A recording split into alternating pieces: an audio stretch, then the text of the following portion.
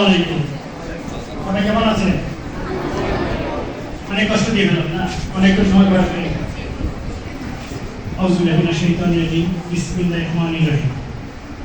স্বাস্থ্য ও পরিবার কল্যাণ মন্ত্রণালয় কর্তৃক অনুমোদিত বাংলাদেশ নার্সিং এবং মিডওয়াইফারি কাউন্সিল কর্তৃক নিবন্ধিত চট্টগ্রাম মেডিকেল বিশ্ববিদ্যালয় কর্তৃক অধিভুক্ত বাংলাদেশের শিল্পনগরী চট্টগ্রাম বিভাগের সুনামধন্য কুমিল্লা জেলার শিক্ষা সেবা ও চিকিৎসার মান বৃদ্ধির লক্ষ্যে কুমিল্লা মেডিকেল কলেজের সামনে প্রতিষ্ঠিত ভিক্টোরিয়া নার্সিং কলেজ।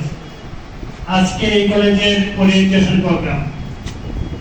আজকে এই প্রোগ্রামে আমাদের মধ্যে প্রধান অতিথি হিসেবে উপস্থিত থাকার কথা ছিল আমাদের এই প্রতিষ্ঠানের প্রতিষ্ঠাতা মাননীয় চেয়ারম্যান স্যার ডাক্তার আনিস মালেক।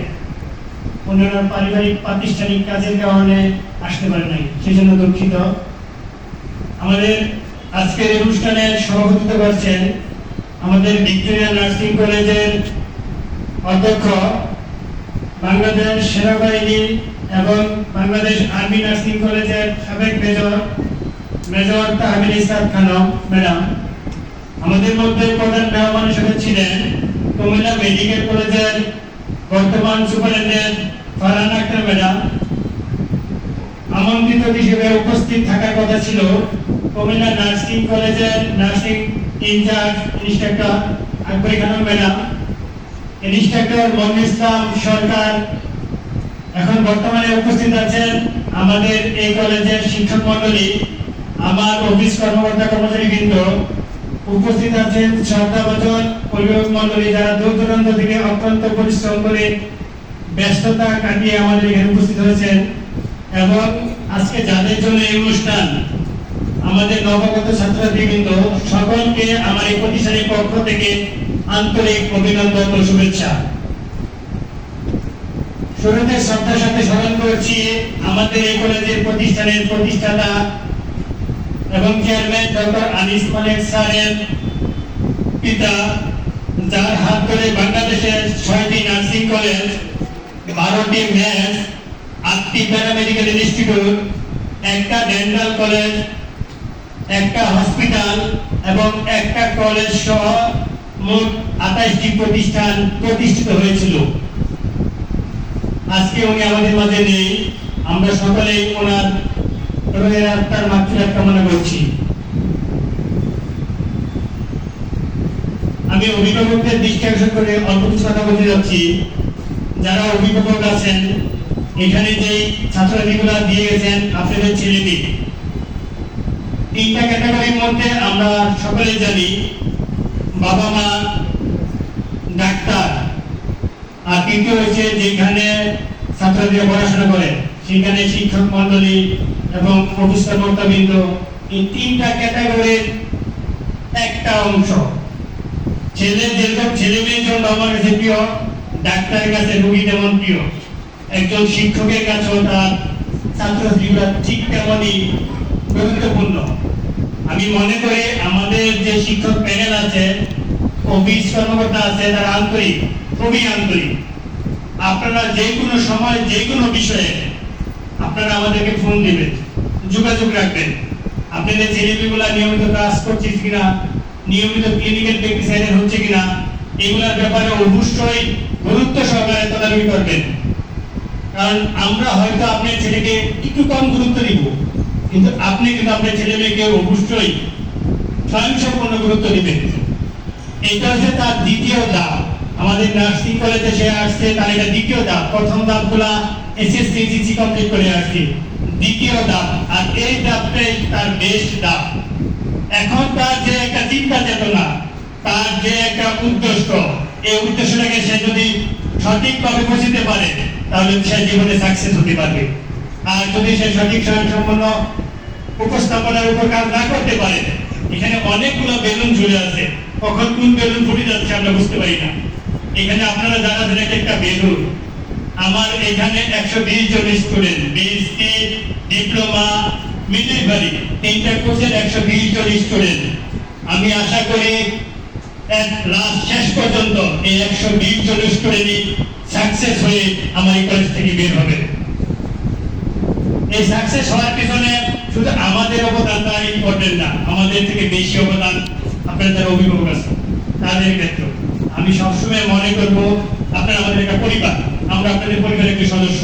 যে কোনো ব্যাপারে, এভরিথিং, ক্লাসের ব্যাপারে, আর্থিক ব্যাপারে, প্রাতিষ্ঠানিক ব্যাপারে, যে কোনো ব্যাপারে আমাদের শিক্ষক ভাইরা আছে, অ্যাকাউন্টস অফিসার আছে, আমি ইঞ্জিনিয়ার আছি, যে কোনো সময় ফোন দিবেন, আমরা বিরক্ত হব না। যদি আমরা বিরক্ত হই তারপর আমরা মেনে নিব যে আপনার ছেলে মেয়ে মানে আমার ছেলে মেয়ে, এই অনুসরণ করে আমরা চলবো। দ্বিতীয় যে কথা, ছাত্রছাত্রী যারা নবাগত আসছো, তোমরা হয়তো এখন অনেকে বাবা মা জোর করে আনছে, কেউ নিজে ইচ্ছা করে আসছো।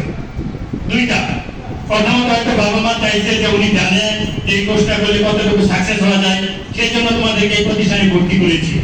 দ্বিতীয়ত, তোমরা কেউ ইচ্ছা করে আসছো, তোমাদের ফ্রেন্ড সার্কেল বা তোমরা গ্রুপিং এ দেখলা যে নার্স খুবই ভালো পেশা, সেই কারণে আসছো। আমি দুজনকে কথা নিয়ে বলছি, যে নিজের ইচ্ছায় আসে আর যে নিজের ইচ্ছায় আসে নাই, দুজনেরই একটাই বেনিফিট, তারা এখানে পড়াশোনা করে সাকসেস হবে। একজন মানুষের সাকসেসের মূল লক্ষ্য হইছে তার পরিশ্রম।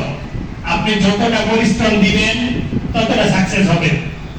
যদি অনেকেই মনে করে যে আমি মেডিকেল কলেজ থেকে টমটম ব্রিজ হেঁটে যাব, আমার যতটা পরিশ্রম হবে অটুরে গেলে তার চেয়ে কম পরিশ্রম হবে, তাই না?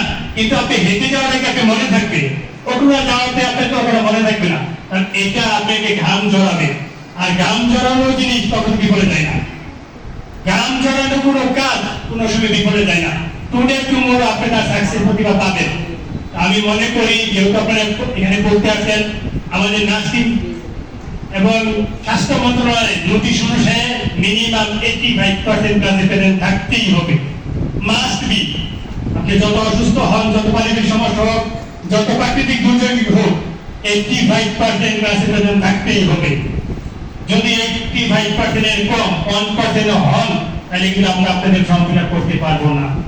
কারণ আপনাদের রেজাল্ট রোল শিটগুলো, অ্যাটেন্ডেন্স শিটগুলো আমরা চট্টগ্রাম মেডিকেল বিশ্ববিদ্যালয় নার্সিং কাউন্সিলে পাঠিয়ে থাকি।